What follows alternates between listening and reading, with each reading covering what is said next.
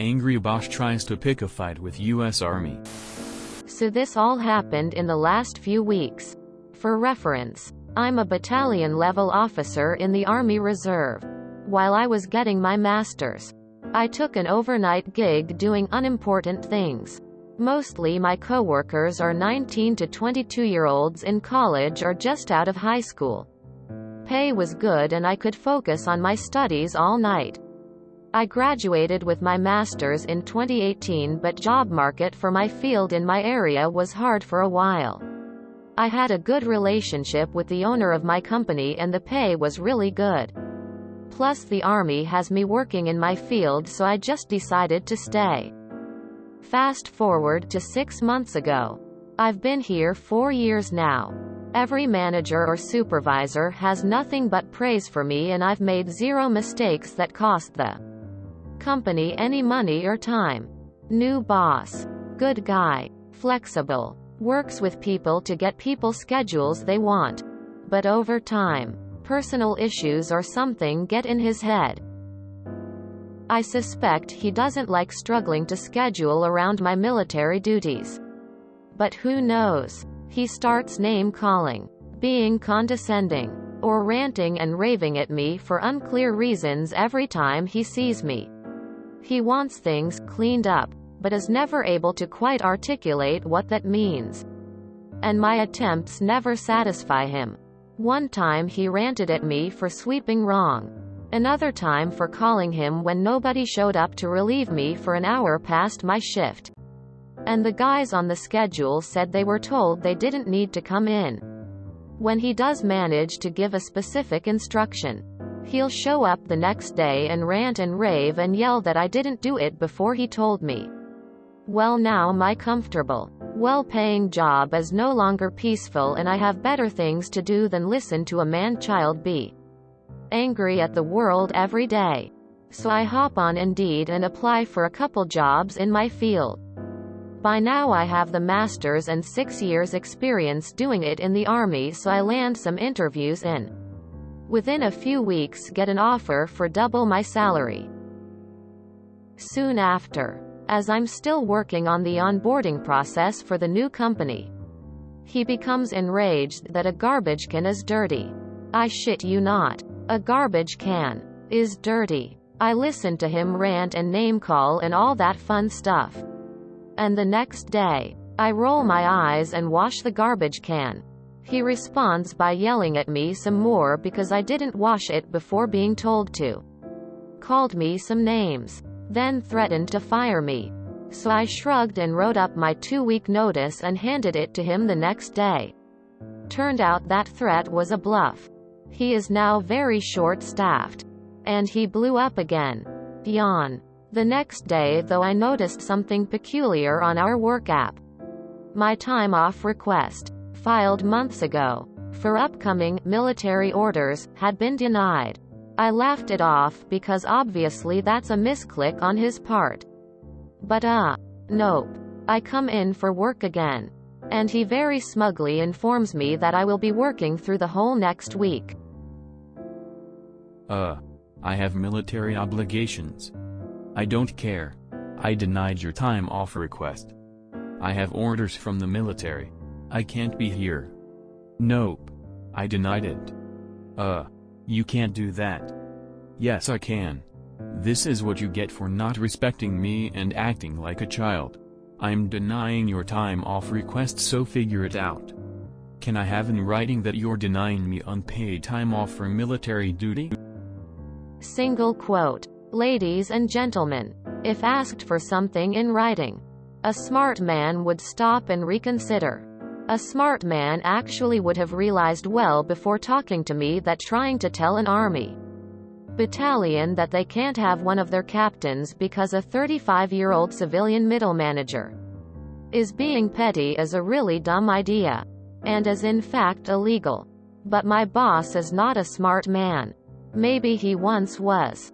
But he is now an angry, vengeful, petty man that, at this point, believes he has won a mighty victory over his enemy. So he puts it in writing. And then walks off with a confident swagger, shouting over his shoulder, "Figure it out." If you insist. So after my shift, I wait for our main office to open and I call the company's owner for the first time since this new boss started. Friendly chat. And then I tell him I'm calling just to warn him that his manager is trying to pick a fight with the Dodd. And that I wanted to call and let him know and get it resolved unofficially. Owner thanked me for calling him. Assured me that I would of course have those days off. And asked me what my perceptions were of the new boss. I gave him my opinion that he was once great, but has turned into the most toxic, abusive person I've ever worked for. We wished each other well. And then hung up. I don't know what happened next. But I suspect the owner politely and calmly informed him that small businesses don't like their managers picking fights with the federal government. Because when my new schedule came out, I had my drill days off. And my boss avoided me after that. I'm taking a vacation after drill and then starting my new job as an expert in my field on Memorial Day, working autonomously with clients, and he will remain there, angry, frustrated and stressed. I figured it out, boss man. How I would have loved to been a fly on the wall when the owner had that polite and calm meeting with this anal haberdasher of a manager. There was a TV show about gate agents for SW Airlines and the fits people have for various reasons. But one of my favorite scenes was an overbooking event. This gate attendant was telling this guy she was bumping him from the flight and he said, "You can't do that. And she cut him off. She then started arranging luggage transfers. Who would fly where? Getting him another flight. Getting another family setup. And a couple of minutes of orders sending people out to do all sorts of stuff. When she finally stopped, he pulled out some paperwork and again started in, "No. I mean you can't bump me because I'm military and traveling under orders. I've never served. But apparently they legally can't bump you if you're traveling under orders." Her shoulders sagged. And she got on the radio and started undoing all she'd been doing and arranging everything to get him back on that flight. Before I took a job with the federal government, I too had occasional trouble with my civilian employer about scheduling drill weekends. Oddly, it was rarely for me, but for people in my unit at the same employer. A quick check with HR about USERRA to these managers was normally enough to suffice. I may be a mere civilian, but isn't that type of leave protected at about the same level as jury duty? I'm guessing USERRA is still in force? I was junior enlisted reservist in college. Interviewed with an employer who told me to my face that I couldn't take drill weekends off. Or my annual training. I spoke with my company first sergeant and the company commander and they said he couldn't do that. However, they also said that there was no point in fighting it. If it's one thing I learned in the Army, it's how to just tune out the yelling. You demonstrated that in what would piss off even the most hardened drill sergeant. Good on you, sir. It's so frustrating that people think managing is yelling orders at people and micromanaging their activities while using fear of losing their job as the only motivator. In my field, a good manager is one who nurtures a good working environment and lets employees succeed on their own. Your boss is still employed? The owner is very forgiving.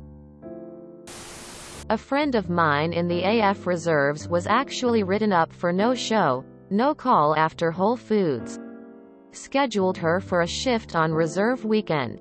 She told them ahead of time, provided documentation, etc. But the manager was looking to fire her and this write-up was also magically strike 3. My friend did not get her shitty part-time job back. But she did get a decent check from Whole Foods and I heard they were hiring a manager after that. Unrelated, I'm sure. How kind of you to give the owner a heads up. An Army National Guard guy the first knew through church many years back had a manager frantically calling him, demanding that he come in to work on a Saturday. He was not scheduled to work. But the manager had changed the schedule Friday and, you should check the schedule every day. He told the manager, sorry, I'm at the base in full camo about to pretend to be on patrol in Afghanistan. The manager yelled that he was going to cause the store to be closed for the day. He was fired. Don't bother coming in, etc. This was before universal cell phones. So he was yelling this loudly enough to be overheard via a landline in a base office. Guard guy just said, okay, and got back to it. Come Monday, he gets a call from corporate. Very apologetic. Offering him his choice of his job back or a very generous severance package in exchange for not escalating the situation. My favorite part of the whole story is that the manager was calling from a weekend of boating about 1 hour from the store location. He could have just driven his ass back and filled in. Instead, he got himself very thoroughly fired. Dirty trash cans? Crazy. Of course I've got a room inspection today, and now that you mention it, Chief might actually have an issue with a dirty trash can. Kudos on handling this perfectly. Congrats on the new job. I hope you wind up loving it. Hate it when good bosses turn like that. Like you. I once had a pretty decent boss. But then something happened in her personal life and she was never the same again. She became vindictive and would threaten not to approve leave if you didn't cover shifts. I had another job at the time and this caused major problems when I couldn't cover because I had a contracted shift elsewhere, or it would mean I was working back to back for days on end. At one point I didn't go home for 3 days because I was literally going between jobs. I had to report her in the end because her behavior was becoming dangerous. Oh man. I had this discussion with my one level above me boss once. No one gets that weekend off. When I submitted the schedule for that weekend, everything was covered, including my co-worker's National Guard weekend. Everyone has to be scheduled. No. You can remake the schedule. But I'm not signing off on it. Put it out there with your signature. He did. And the great grand boss lost his cool. We have a handful of locations. Nothing to sneeze at. But you think we're gonna fight federal law just for your power trip? Here's a box. Collect your personal items from your office. An old friend called these sorts key swingers. Some dude who has been promoted just above his level of competence, and suddenly thinks he's important because he's the manager. We used my original schedule mostly. I had to hire and train one more person. Because I got kicked upstairs when my boss got fired that day and I had to cover my own shifts. Oh man, this gave me a great deal of satisfaction. It is amazing what people will put in writing. You should submit the owner for a ESGR Patriot Award.